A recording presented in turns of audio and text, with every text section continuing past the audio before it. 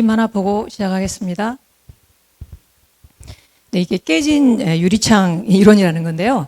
이거는 이제 사회 범죄학자인 제임스 윌슨과 조지 켈링이라는 사람이 1982년에 발표한 이제 논문 내용입니다.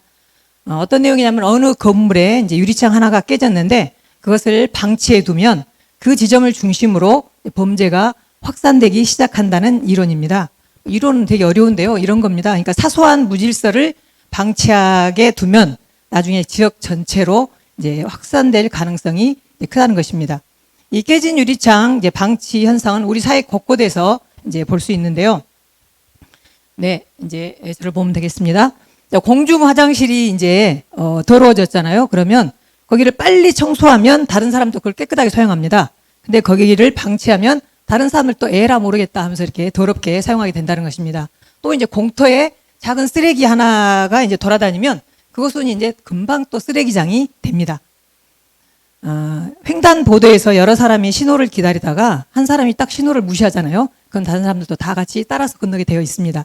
그리고 이제 시험 볼 때, 지금 시험 기간인데 애들, 시험 볼 때 한 사람이 딱 부정행위를 하면 다른 사람도 그렇게 하도록 자극을 받게 된다는 것입니다. 자, 이렇게 다 부정적인 어떤 그 영향만 있는 것 같은데 이 깨진 유리창의 이론을 응용해서 이제 긍정적인 효과를 불러일으킨 사례가 있는데요. 1980년대 뉴욕시에서 있었던 일입니다. 당시 뉴욕에는 연간 60만 건 이상의 중범죄가 발생했다고 합니다. 특히 이제 뉴욕의 그 지하철은 그 시민들의 이제 기피 시설이 될 정도로 치안이 엄청 형편없었고 당시 여행객들 사이에서는 뉴욕 지하철은 절대 타지 마라. 이제 이런 그런 말이 공공연하게 나돌 정도였다고 합니다. 자, 켈링 교수가 이 이제 깨진 유리창 법칙에 근거해서 뉴욕시의 이제 지하철 흉악 범죄를 줄이기 위한 대책으로 뭘 제안했냐면 낙서를 한번 지어보십시오 이렇게 제안을 했다는 것입니다. 그런데 이 말도 안 되는 제안에 이 당시 교통국의 그 데이빗 간이라는 그 국장이 그 제안을 이제 받아들였다고 합니다. 그래서 이제 범죄를 줄이기 위해서 낙서를 지운다라는 이 제안에 대해서 교통국 직원들이 엄청 반발했습니다. 아니 그 낙서도 문제지만 그런 그 작은 문제보다는 큰 문제인 흉악한 그 중범죄 사건을 어떻게든지 빨리 단속해야지 이렇게 해가지고 되겠냐 이렇게 이제 반발을 했다는 것입니다. 그렇지만 이제 데이빗 간 국장은 낙서 지우는 것을 이제 철저하게 행하는 방침을 이제 단행했다고 합니다. 그래서 이제 지하철에 그 차량 기지에 교통국 직원들이 투입돼 가지고 무려 6,000대에 이제 달하는 그 차량의 낙서를 지우는 그야말로 터무니없는 작업을 이제 시작하게 된 것입니다. 낙서가 얼마나 많이 있었던지 지하철 낙서 지우기 프로젝트를 개시한 지 5년이나 지나서야 모든 낙서 지우기가 완료되었다고 합니다. 자, 그러면 낙서 지우기를 하고 나서 뉴욕시의 그 지하철 그 치안은 어떻게 되었을까요? 믿기 어렵겠지만 그때까지 계속해서 증가하던 지하철의 흉악 범죄가 낙서 지우기를 시행하고 난 그 2년 후부터 중범죄 건수가 이제 감소하기 시작했습니다. 그리고 이제 94년에는 절반 정도 감소했고요. 결과적으로 뉴욕의 이제 지하철 중범죄 사건은 놀랍게도 이제 75%나 급감했다고 합니다. 여러분 긍정적인 방향이든 부정적인 방향이든 작은 것, 사소한 것이 결국 얼마나 큰 파장을 불러일으키는지 이제 알 수 있는 것입니다.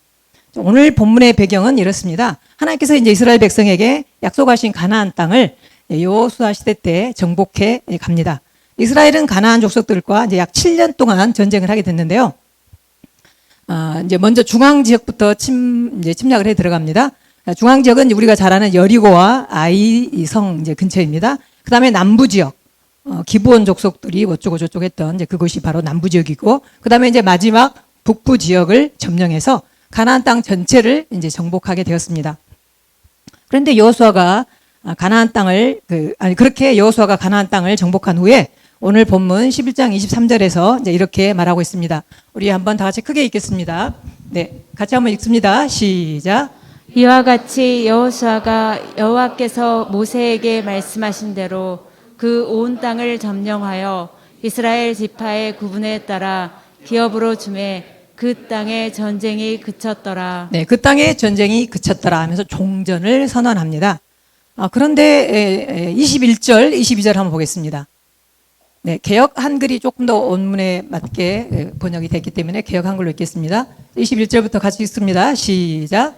그때 여호수아가 가서 산지와 헤브론과 드빌과 아납과 유다 온 산지와 이스라엘의 온 산지에서 아낙 사람들을 멸절하고 그가 또 그 성읍들을 진멸하였으므로 이스라엘 자손의 땅 안에는 아낙 사람이 하나도 남음이 없고 가사와 가드와 아스도데만 약간 남았더라. 네, 약간 남았었더라. 그런데요. 자, 여호수아는 가나안의 성읍들을 진멸하면서 다 정복했습니다. 근데 사실은 아직 다 정복하지 못한 데가 있었다라고 뒤에 이제 살짝 끼워서 이야기를 합니다. 그게 이제 가사와 가드와 아스도 지방인데요. 자, 지도로 한번 보겠습니다. 네, 지중해 해변을 따라서 이제 블레셋 사람들이 살던 곳인데요. 가사, 가드, 아스돗 이렇게 되어 있습니다. 모두 이제 지중해 해안 지역인데 여호수아와 그 시대의 사람들은 가사와 가드와 아스돗의 아낙 사람들이 약간 남은 것에 대해서 크게 위협이 될 거라고 생각하지 않았던 것 같습니다. 그래서 23절에 그 땅에 전쟁이 그쳤더라 이러면서 종전을 이제 선언했지 않습니까? 그런데 이 지역을 완전히 정복하지 못한 것 때문에 이것이 나중에 이스라엘에게 두고 화근이 되었습니다. 사실은 하나님께서 이스라엘 백성에게 훗날 가나안 땅에 들어가면 어떻게 해야 할지 분명하게 미리 말씀해 주셨습니다. 자, 민수기 33장 한번 보겠습니다. 민수기 33장 55절 말씀. 네, 우리 같이 크게 읽겠습니다. 시작.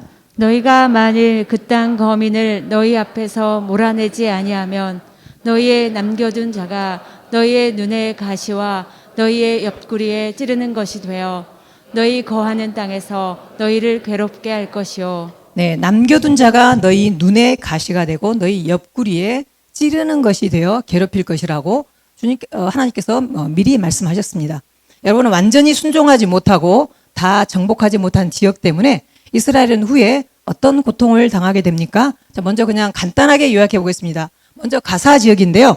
가사는 삼손이 이방 여자들을 만나고 다닌 곳입니다. 그래서 삼손은 그곳에서 많은 여자들과 만나서 잘못된 관계를 갖는 바람에 결국은 두 눈이 뽑히고 이스라엘마저 위기에 이제 빠지게 됩니다. 그 다음에 가드 지역인데요. 가드 지역에서는 그 훗날 골리앗이 태어납니다. 골리앗은 고대 유명한 거인이었고 그가 이스라엘을 또 공격해서 이스라엘의 존립을 위협하게 됩니다. 그 다음에 아스돗은 훗날 이제 이스라엘이 블레셋과의 전쟁을 하게 되는데 그때 하나님의 법궤를 빼앗기게 되는데 하나님의 법궤를 빼앗아서 가져다 둔 것이 바로 아스돗이라는 지역입니다. 결국 여호수아가 다 정복하지 못하고 약간 남겨놓은 곳에서 훗날 아주 나쁜 결과가 나타난다는 것입니다. 완전히 정복하지 않았다고 해서 처음부터 문제가 생긴 것은 아니었습니다. 그런데 이제 시간이 지나면서 그 지역에 위협 세력이 나타나서 이스라엘을 괴롭히기 시작한다는 것입니다. 사랑하는 성도 여러분, 이것은 이스라엘만의 이야기입니까? 자, 우리도 모두 예수 믿고 하나님의 은혜로 용서받고 새로운 존재가 되었습니다. 고린도후서 5장 17절에 보면 이전 것은 지나갔으니 보라 새 것이 되었도다라고 우리에게도 말씀하십니다. 문제는 우리가 이제 신분은 새 사람이 되었는데 습관은 옛 사람의 것이 남아 있다는 것입니다. 어떻습니까? 여러분에게도 아직 뭔가 남겨둔 것이 있습니까?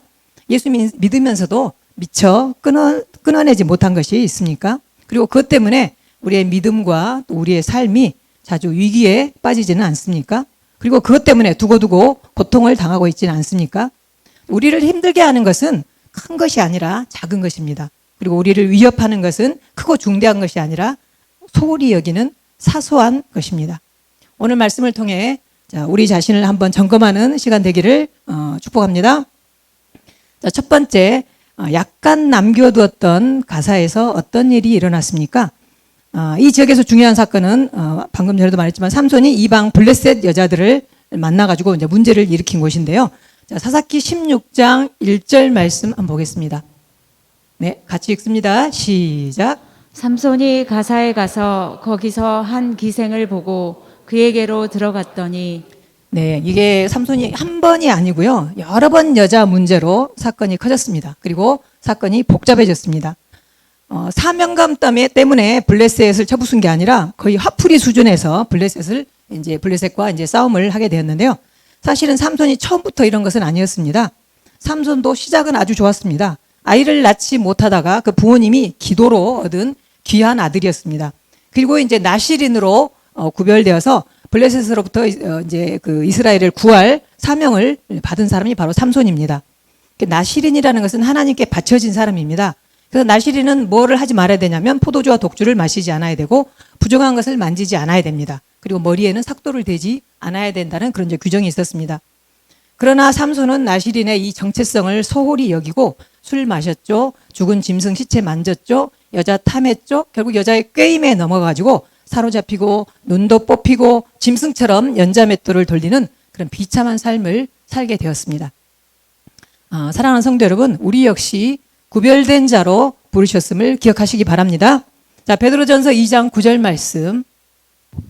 네, 자, 우리의 신분이고 정체성입니다. 같이 한번 읽겠습니다. 시작. 그러나 너희는 택하신 족속이요 왕 같은 제사장들이요 거룩한 나라요 그의 소유가 된 백성이니. 아멘. 여러분, 그 사람은 누구나 자꾸 보다 보면 실수하게 되어 있습니다. 자, 사사기 14장 1절, 사사기 16장 1절. 자, 삼손이 어땠나 봅시다. 자, 14장 1절부터 같이 읽습니다. 시작. 삼손이 딥나에 내려가서 거기서 블레셋 사람의 딸들 중에서 한 여자를 보고 16장 1절. 삼손이 가사에 가서 거기서 한 기생을 보고 그에게로 들어갔더니. 네, 가고 보고 또 가고 보고. 자, 그러면 끝난 것입니다. 기웃거리면 걸려들게 되어 있습니다. 그리고 애매하게 서 있으면 넘어가게 되어 있다는 것입니다. 여러분, 다윗은 어떻게 유혹에 넘어갔습니까? 옥상을 거니다가 밧세바가 이렇게 목욕하는 것을 보다가 걸려들었습니다. 자꾸 보는데 무슨 힘으로 이기겠습니까? 반면 요셉은 어떻게 해서 유혹에서 이겼습니까? 함께 있지 않고 옷을 붙잡는 옷을 벗어 던지고 도망갔습니다. 여러분, 그 다이어트 할 때도 기본 원칙이 뭡니까? 먹을 것 식탁에다 놔두지 않는 겁니다. 치워야 됩니다. 보면 손이 가서 입으로 들어가게 되기 때문에 그렇습니다. 여러분, 쇼핑 채널 돌리고 있으면 곧 결제하게 되겠습니다. 띠링 하고 결제하게 됩니다. 여러분, 보는 모든 거 조심하시기 바랍니다. 여러분, 그 막장 드라마라고 있죠? 예, 그 불륜과 질투와 이제 분쟁이 주된 내용인 이런 드라마를 보게 되는데, 이걸 보게 되면 보는 사람의 심정이 자신도 모르는 사이에 황폐해집니다. 그리고 갈등을 조장하는 것이 많기 때문에 그 갈등의 에너지가 내 마음 안에 있는 기존의 갈등을 더 증폭시키게 됩니다. 어떤 사람은 그런 드라마를 보면서 막 내가 못하지만 그래도 저거 보면서 내가 불륜하고 대리 만족을 한다. 그리고 폭력을 이렇게 하는 거 보면서 스릴을 느낀다 이러는데, 이게 다 우리 영혼에게 스크래치가 나는 일입니다. 사람에게 가장 중요한 것은 마음인데요. 자신이 행동을 하지 않았다 할지라도 마음으로 동의하게 되면 그런 행동을 이제 해야 될 어떤 상황이 오게 되잖아요. 그러면 우리는 반성이나 갈등 없이 쉽게 그 행동을 그냥 자연스럽게 하게 된다는 것입니다. 왜냐하면 이미 마음으로 결정한 지 오래기 때문에 그렇다는 것입니다. 그래서 주님은 뭐라고 했습니까? 마태복음 5장 28절 말씀. 네, 같이 읽습니다. 시작. 나는 너희에게 이르노니 음욕을 품고 여자를 보는 마다 마음에 이미 가늠하였느니라. 행동으로 옮기지 않았을지라도 마음으로 이미 결정한 사실이라면 행동한 것과 똑같다라고 말씀하셨습니다. 자, 우리가 보지 못해서 영의 세계를 보고 알지 못해서 그렇지 영의 세계에서는 실제로 타격을 입는다는 것을 아시기 바랍니다. 자, 그러면 이게 나쁜 것은 안 보고 또 안 해야 되는데 사실은 이게 참아서 되는 일은 아닙니다. 참으면 언젠가 하게 되어 있습니다. 안 봐야지 하는데 어느새 보고 있고요. 안 해야지 하는데 결국 하고 있습니다. 그러니까 몰라서 못 고치는 것이 아니라 알아도 못 고칩니다. 그리고 안 할 마음은 있는데 안 할 실력이 없기 때문입니다. 그럼 어떻게 이것들이 싫어지고 끊어지게 될까요? 그러니까 나의 의지와 노력으로 되는 것이 아니고요. 내가 말씀 안에 사로잡혀 있고 또 내 안에 그리스도의 성품이 자리 잡고 있으면 당연히 그것들이 보기 싫고 하기 싫어집니다. 무슨 말입니까? 그러니까 그 내용이, 그 행동이 비성경적이고 또 내 안에 있는 그리스도의 성품과 맞지 않아서 영이 충돌을 일으킨다는 것입니다. 그래서 싫어지게 된다는 것입니다. 여러분, 그 동류의 법칙 아시죠? 유유상종, 끼리끼리. 자, 끼리끼리 어울리는 것입니다. 내 안에 하나님의 영이 가득 차 있으면 하나님이 좋아하시는 것이 좋아지는 것입니다. 근데 내 안에 세상의 영이 가득 차 있으면 세상 것에 자연스럽게 끌리게 되어 있다는 것입니다. 아마 여러분 중에서도 경험한 적 있으시겠죠? 성령으로 충만하게 되면 어떻습니까? 예전에 좋았던 것들이 싫어지고 끊어집니다. 이전에 좋던 것 이제는 값없다 찬송도 있지 않습니까? 어떤 사람은 단번에 끊어지고요. 어떤 사람은 서서히 끊어집니다. 드라마 중독, 뭐 인터넷 중독, 쇼핑 중독, 술 중독, 성 중독, 게임 중독, 뭐 하여튼 기타 이런 것들이 끊어졌다는 여러분 간증을 아마 들으셨을 것입니다. 지금 여러분의 자신을 한번 돌아보시기 바랍니다. 여러분 자신의 성령 충만의 정도를 가늠해 보실 수 있으시겠죠? 자, 삼손은 결국 어떻게 되었습니까? 사사기 16장 19절 또 21절. 네, 한번 보겠습니다. 같이 읽습니다. 시작. 들릴라가 삼손에게 자기 무릎을 베고 자게 하고 사람을 불러 그의 머리털 7가닥을 밀고 괴롭게 하여 본즉 그의 힘이 없어졌더라. 블레셋 사람이 그를 잡아 그 눈을 빼고 끌고 가사에 내려가 놋줄로 매고 그로 옥중에서 맷돌을 돌리게 하였더라. 네, 가사에서 일을 저질렀는데 결국 가사에서 죽게 됩니다. 눈이 뽑히고 가사로 끌려 내려가서 짐승처럼 맷돌을 돌리다가 결국은 블레셋 사람들과 함께 죽게 됩니다. 자, 오늘 가사 지역에서 일어난 사건을 통해 우리에게 보여주는 메시지는 우리 안에 숨어 있는 성의 유혹을 경계하라는 것입니다. 자, 두 번째, 약간 남겨두었던 그 가사는 어떻게 되었습니까? 자, 이 지역에서 가장 중요한 사건은 골리앗이 나온 것입니다. 자, 사무엘상 17장 4절에서 7절 말씀 우리 같이 한번 크게 읽겠습니다. 시작. 블레셋 사람들의 진영에서 싸움을 도두는 자가 왔는데 그의 이름은 골리앗이요 가드 사람이라. 그의 키는 6규빗 한 뼘쯤이요 머리는 노투구를 썼고 몸에는 비늘 갑옷을 입었으니 그 갑옷의 무게가 놋 5,000세겔이며 그의 다리에는 놋 각반을 쳤고 어깨 사이에는 놋 단창을 메었으니 그 창 자루는 배틀채 같고 창 날은 1,600세겔이며 방패든 자가 앞서 행하더라. 네, 골리앗의 키를 계산해 보면 거의 한 3m 정도 됩니다. 그리고 갑옷의 무게가 57kg. 그리고 그가 든 창의 그 창 날의 무게만 7kg입니다. 한마디로 거대한 인간 병기입니다. 이러한 거인이 딱 버티고 서가지고 감히 나랑 싸우겠다고 너희는 내 앞에 나랑 같이 나랑 맞설 사람 하나를 나한테 뽑아서 보내라. 그가 나를 쳐 죽여 이기면 우리가 너희의 종이 되고 내가 그를 쳐 죽이면 너희 이스라엘 백성들은 다 우리의 종이 되어서 우리를 섬겨야 된다라고 이렇게 막 위협을 하고 막 욕도 엄청 막 해댑니다. 그러니까 이스라엘 백성들이 모두 다 막 사울왕을 비롯해서 모든 이스라엘 백성들이 벌벌벌 떨고 이렇게 두려워하고 놀라게 됩니다. 자, 이 골리앗의 고향이 바로 가드라는 것입니다. 남겨두었던 곳. 그러나 결국 이렇게 큰 소리 치던 이제 골리앗을 소년 다윗이 나가서 칼과 창이 아니고 물맷돌로 보기 좋게 이제 거꾸로 때렸습니다. 그리고 이제 목도 베어버렸죠. 그런데 여러분, 이 이야기를 들으면서 야, 골리앗이 다윗을 이겼다 만세. 지금 이렇게 할 때가 아닙니다. 좋아할 때가 아닙니다. 골리앗은 다행히 다윗이 이겼지만 블레셋 세력은 그 후에도 남아서 이스라엘을 계속 위협하고 괴롭힙니다. 다윗이 골리앗을 죽임으로 가드 족속이 완전히 멸망한 것이 아니라는 것입니다.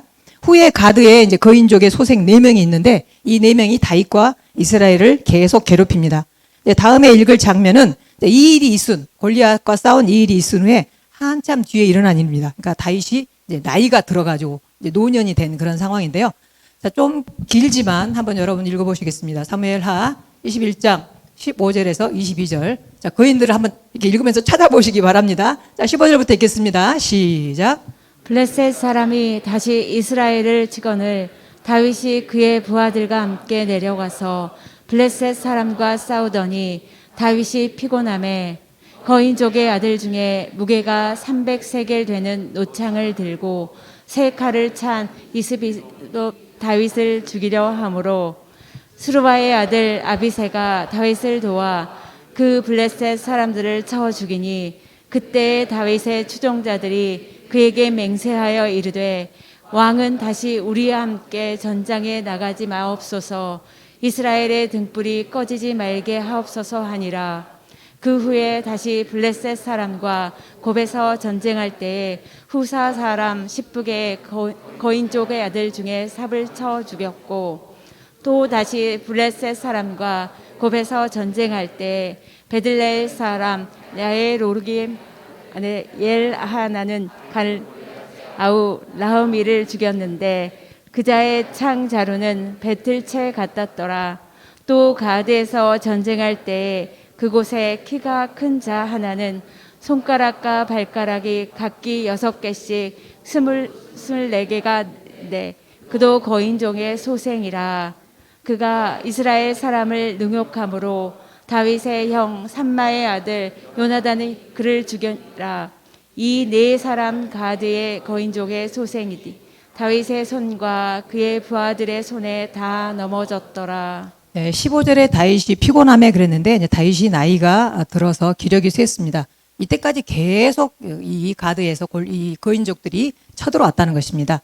그리고 여기서 보면 거인족들이 이제 다윗을 죽이려고 했습니다. 다행히 이제는 다윗 대신 다윗의 탁월한 용사들이 그들을 상대해서 그들을 죽이게 됐습니다.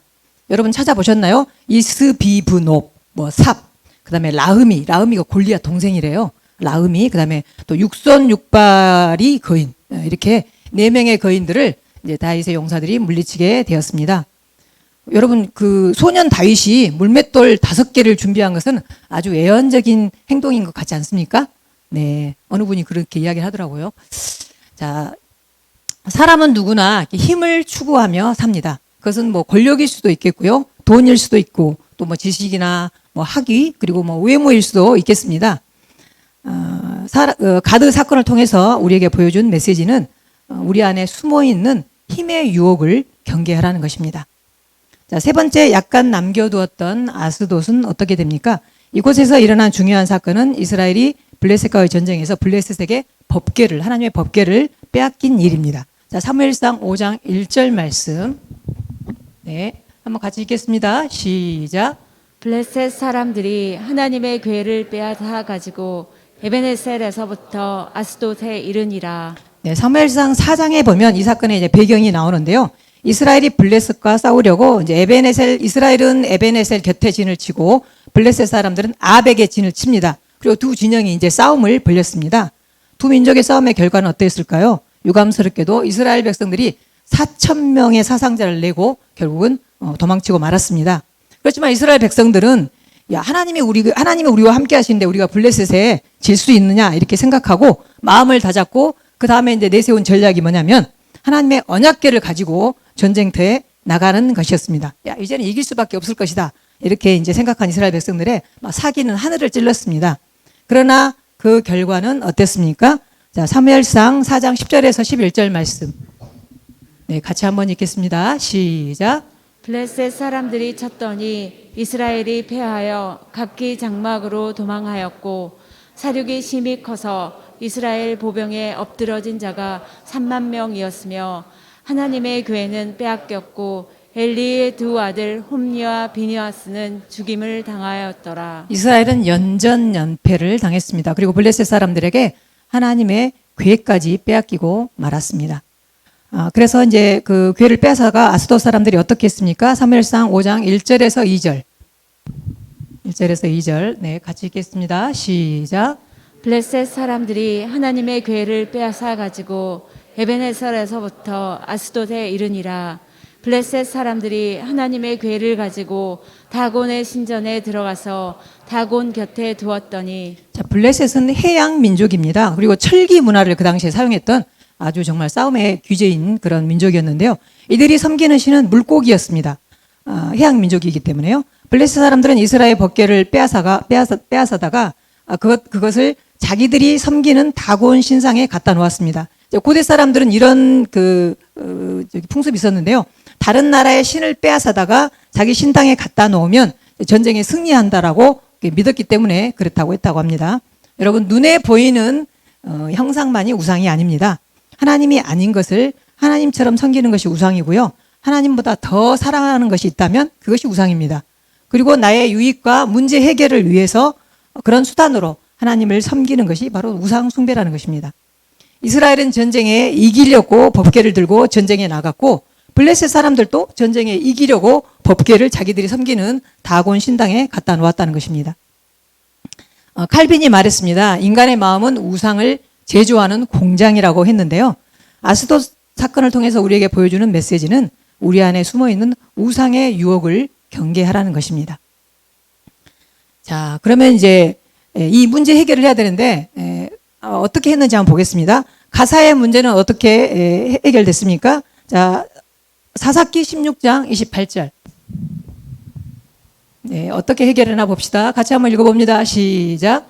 삼손이 여호와께 부르짖어 가로되 주 여호와여 구하옵나니 나를 생각하옵소서.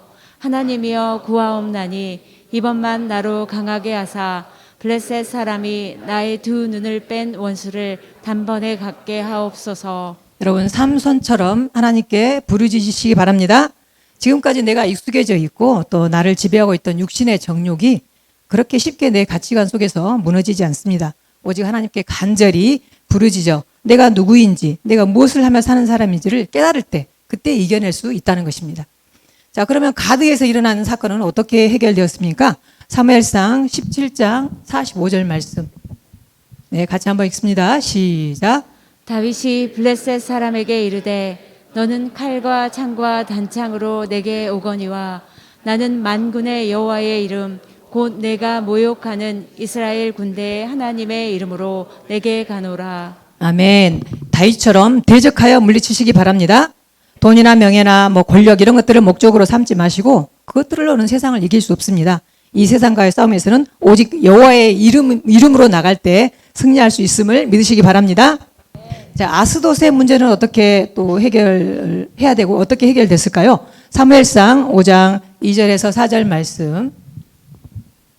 자, 같이 한번 읽어보겠습니다. 시작. 블레셋 사람이 하나님의 궤를 가지고 다곤의 당에 들어가서 다곤의 곁에 두었더니 아스돗 사람이 이튿날 일찍이 일어나 본즉 다곤이 여호와의 궤 앞에서 엎드러져 그 얼굴이 땅에 닿았는지라. 그들이 다곤을 일으켜 다시 그 자리에 세웠더니 그 이튿날 아침에 그들이 일찍이 일어나 본즉 다곤이 여호와의 궤 앞에서 엎드러져 얼굴이 땅에 닿았고 그 머리와 두 손목은 끊어져 문지방에 있고 다곤이 몸뚱이만 남았더라. 사랑하는 성도 여러분, 하나님은 스스로 계신 분입니다. 누구의 증명이나 확인을 필요로 하시는 분이 아닙니다. 누구의 도움도 필요로 하시는 분이 아닙니다. 만물을 창조하시고 만물의 주관자 되신 하나님의 주권을 인정하고 오직 하나님께 맡기시기 바랍니다. 하나님께서 친히 싸우십니다. 블레셋에 빼앗긴 하나님의 궤는 사람들에 의해서가 아니라 법궤 스스로 안식처를 찾아갑니다. 뒷이야기를 잠깐 이제 해드리겠습니다. 방금 이제 읽은 것처럼 블레셋 사람들이 이제 다곤 신당에 딱 들어가 봤더니 아침에 들어가 봤더니 하나님의 궤 옆에 있는 다곤 신상이 엎어져 가지고 얼굴은 땅에 박혀 있고 또 머리와 두 손목은 부러져서 나뒹굴고 있고 몸통만 이렇게 덩그러니 이렇게 남아 있는 처참한 광경을 보게 된 것입니다. 그리고 이뿐만 아니라 이제 사무엘상 5장 6절에 보면 하나님께서 이 아스돗 사람들에게 악한 독한 종기를 이 지역을 보내가지고 이 지역에 있는 사람들을 다 이제 망하게 합니다. 그러니까 아스돗 사람들이 도무지 이걸 견디지 못하잖아요. 아이고 못 살겠다 그래가지고 이거를 다른 데로 옮깁니다. 그래서 어디로 옮기냐? 가드로 옮깁니다. 근데 가드에 갔더니 아스돗보다도 더 큰 재앙과 종기가 또 발생해가지고 가드 사람들이 못 살겠다 이래가지고 이제 우리도 못 살겠다 해가지고 어디로 옮겼냐면 이제 에그론으로 또 옮기게 됩니다. 갈수록 이 재앙의 정도가 더 심해져서 이제 모두 죽겠다고 두 손 두 발 다 들게 됩니다. 그래서 할 수 없이 이제 어떻게 되냐? 블레셋 사람들이 이 법궤를 이스라엘로 이제 돌려보내자 이렇게 이제 결정하고요. 저지 나는 암소에게 멍에를 이제 매가지고 궤를 실어 보냅니다. 이 암소가 새끼가 있었음에도 불구하고 뒤를 돌아보지 않고 이스라엘 땅 바로 베스메스로 이제 향하게 됩니다. 자, 드디어 이스라엘 땅에 왔으니까 괜찮을까요? 베스메스에 도착했는데 사람들이 이게 뭐지 하고 거기를 들여다봤는데 그거 들여다본 결과 70명이 그 자리에서 즉사했습니다. 그러니까 거기 와서도 법궤가 이제 문제를 일으키는 것입니다. 가는 데마다 이 법궤가 문제를 일으키는 것입니다. 그래서 이제 기럇 예아름이라는 곳으로 다시 옮기게 되었고요. 거기서 이제 아비나답이라는 사람의 집에 두게 되었는데 다윗이 이제 왕이 되어서 다윗성으로 이 법궤를 옮길 때까지 20년 동안 그곳에 있게 됩니다. 사랑하는 성도 여러분, 블레셋도 이스라엘도 하나님의 법궤를 이용할 수 없습니다. 하나님은 인간의 생각과 계획대로 움직이는 분이 아니십니다. 우리가 그분 자신과 연합되지 않으면 어떤 방법으로도 그분의 길을 찾아낼 수 없습니다. 경험이나 방법이 아니고 온전히 그분과 친밀함으로 동행함으로 주의 길을 따라갈 수 있음을 기억하시기 바랍니다. 사랑하는 성도 여러분, 내가 약간 남겨둔 거 별거 아니라고 무시할 게 아닙니다. 그리고 뭐 작은 죄, 뭐 이것쯤이야 소홀히 여길 것이 아닙니다. 이것들이 자라면 강하게 되고요. 더 이상 내가 통제할 수 없는 거대한 것이 됩니다. 그리고 나중에는 내 힘으로 어찌할 수 없는 견고한 진이 되어서 우리 인생을 가로막을 것입니다. 그리고 우리 인생을 파멸할 것입니다.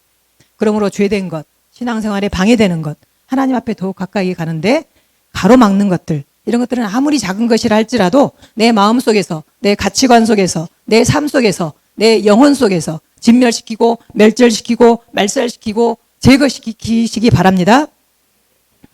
네, 더 한 용어가 있으면 네, 할 텐데요. 네. 자, 신명기 20장 16절에서 18절.